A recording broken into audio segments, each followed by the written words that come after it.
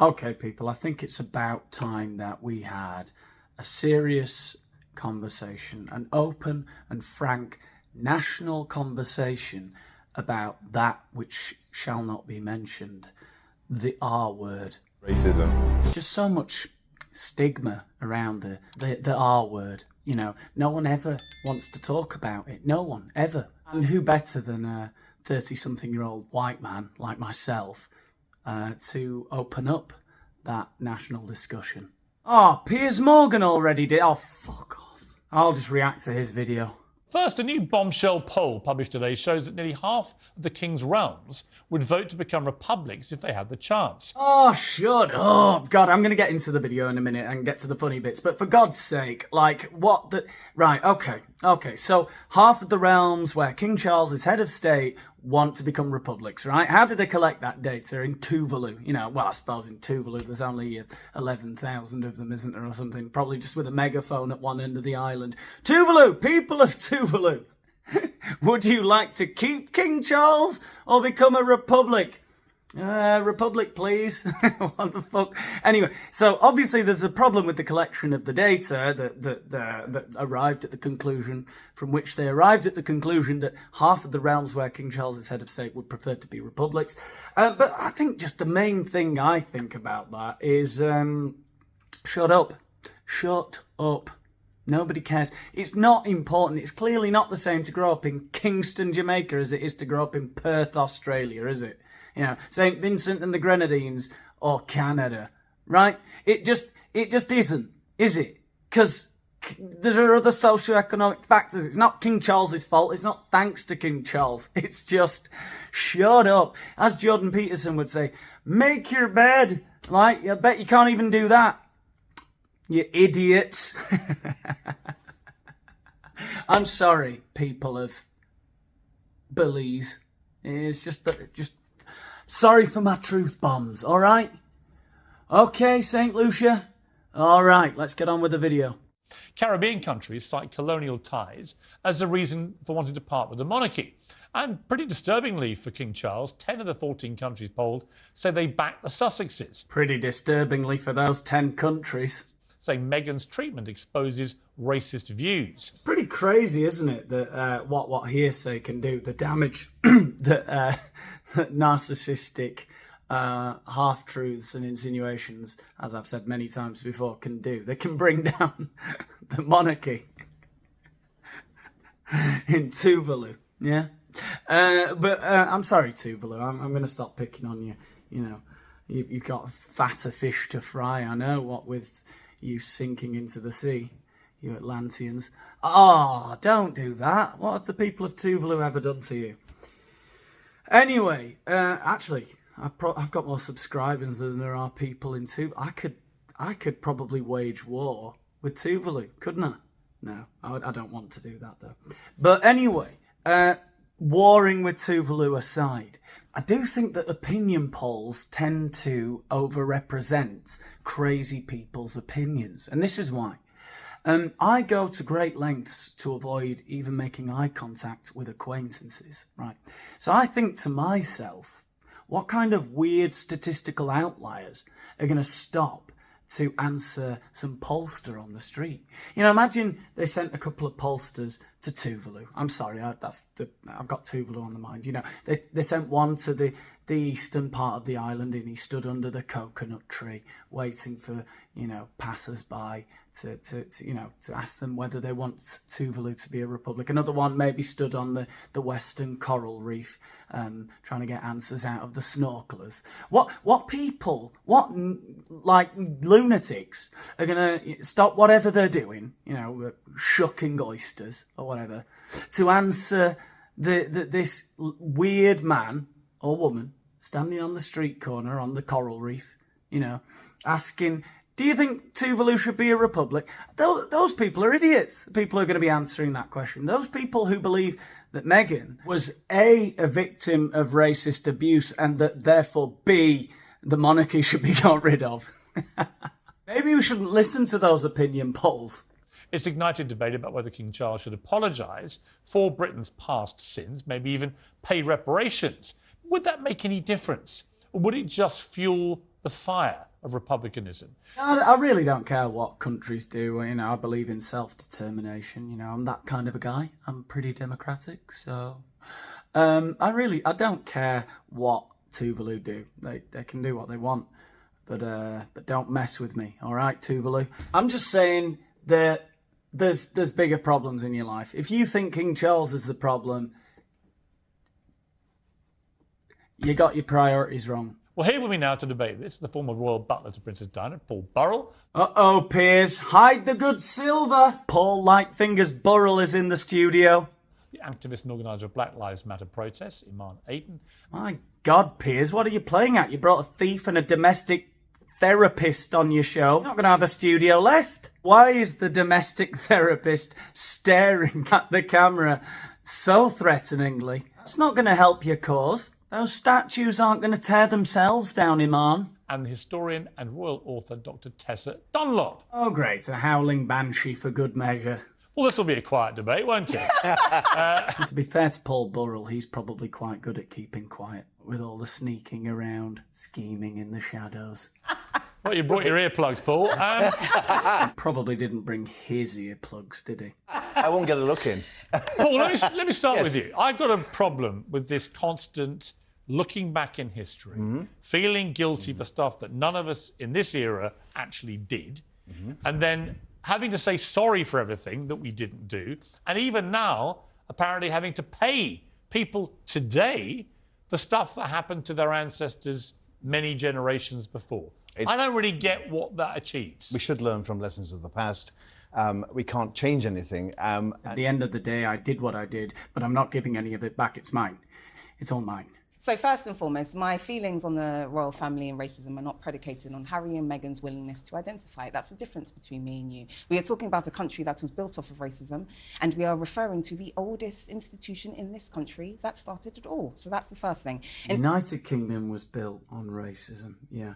You know, recently I was reading a bit of The Road to Wigan Pier by George Orwell. It's the first book he ever published, way back in 1937, which sounds like a long time ago, but it's only, you know, it's less than 90 years ago, isn't it?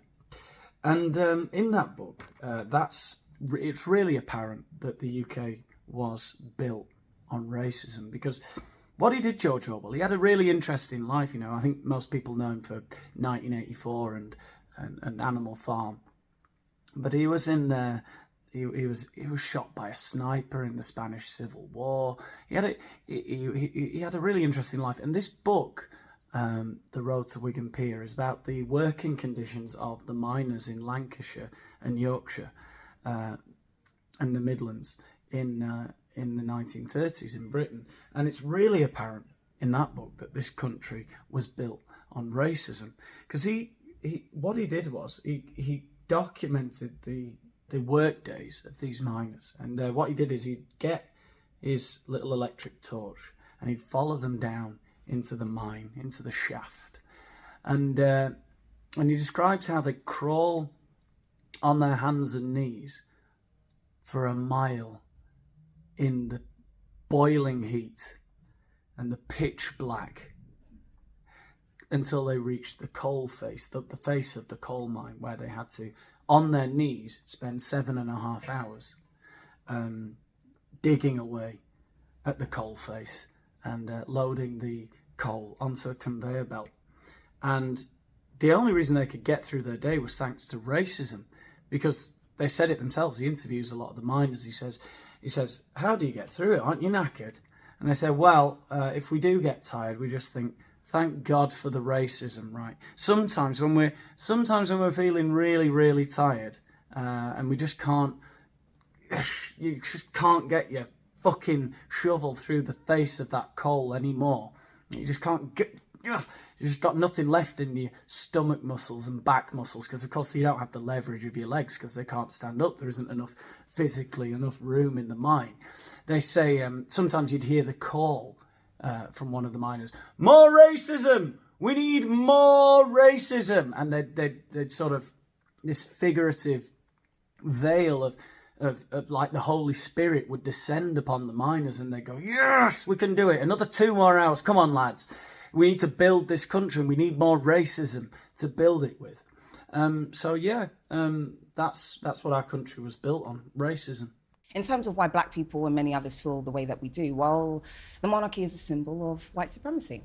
Okay? White supremacy. That is the reason. Let me just... Why does it... Again, Imarn's right, obviously all white people in the UK are members of the royal family. They represent white supremacy because we're all members, and anyone who's not white isn't a member of the royal family. I've said before in my videos, I think I worked out that I'm like a millionth in line to the throne. Whereas Imarn, how many people have to die before she becomes Queen of the UK? So, I mean, I'm clearly more privileged than her, and the royal family represent people like me, not her, because I'm really, really close. If you compare, like, she's nowhere near becoming Queen, and I'm relatively a lot closer to becoming King of the UK. But then there's the nuance. There's a problem, right? Because there's people like Dr. Shola, who was black and grew up in Britain, but is a descendant of Nigerian royalty. And, her grandfather was very much involved in the slave trade, in owning and selling slaves. So what happens there? Like, am I still more privileged than, say, Dr. Shola? Right? Because we're in the context of Britain. Like, she's not going to be Queen Dr. Shola, but she could possibly be a princess in Nigeria. In fact, perhaps she is. I don't know. If your dad's a prince, isn't she a princess of some kind? I don't know. And I'm not a prince. I'm not recognised, at least. Being a millionth in line, I don't think I have an official title or anything. So, should Dr. Shola be paying me reparations? Because, she's obviously benefited from slavery, whereas I have, but not so directly. So, you know what I mean? It's complicated, it's nuanced, it's more than just saying something represents something. Where's my cut of the slave trade? That's what I'm saying. So, every single king and queen from Elizabeth I to William IV over a 270-year period supported the enslavement of Africans and profited as a result. So it doesn't... It doesn't take any genius, hold on a second, it doesn't take a genius to figure out that this country was built off of racism, and it stems from white supremacy, all of which is directly attributed to the crown, slavery and colonialism. To answer your point, let me finish my point. Keep talking. Piers, you keep interrupting. Answer my question. Let's have a conversation. Answer my question. Let's have a conversation. You spoke about slavery. Let me answer the point. I asked you a specific question. Why should King Charles be either apologising for what happened centuries ago or paying money for it? Okay, so what you're talking about is slavery. I'm not talking about slavery. Slavery can be traced back to Europe. The Greek slave trade, to be specific, in 400 BC, then the Roman Empire, and then we get to the Muslim conquest of the 7th century. And black people had slaves So, what we're talking about, right? exactly, so I'm not talking about slavery comes in many forms. There is a lot of slavery around today. So I'll tell you what I'm talking about. I'm talking about colonialism, neo-colonialism, racism, racial disparities, and the racist system of oppression and exploitation of black people and white supremacist attributes, which have been rebanded under the guise. What's that got to do with King Charles? I am telling you why he needs to apologise and pay reparations. Why? What did he do? Anything to do with slavery. What did he do? I'm telling you, colonialism, neo-colonialism, he didn't do that. Racial disparities and a racist system and white supremacist attributes. That is the legacies of the crown, slavery and colonialism that still remains. I understand. Let me finally get my point across. Lord. The thing is, there isn't a point, I don't think, to be made. It's an ideologue. It's just somebody shouting buzzwords and not really thinking about what they're saying very much. In other words, a grifter. All grifters have something in common, and it's something like they're more focused on the way they deliver their message than what it actually means. A way of deflecting from the first couple of layers of counter arguments than they are about challenging their own ideology or their own way of thinking. And I don't necessarily even think that Imarn is a bad person, but she is a grifter. She is making money out of just saying that England's a racist country. And it's boring. It's boring. I don't care. Goodbye.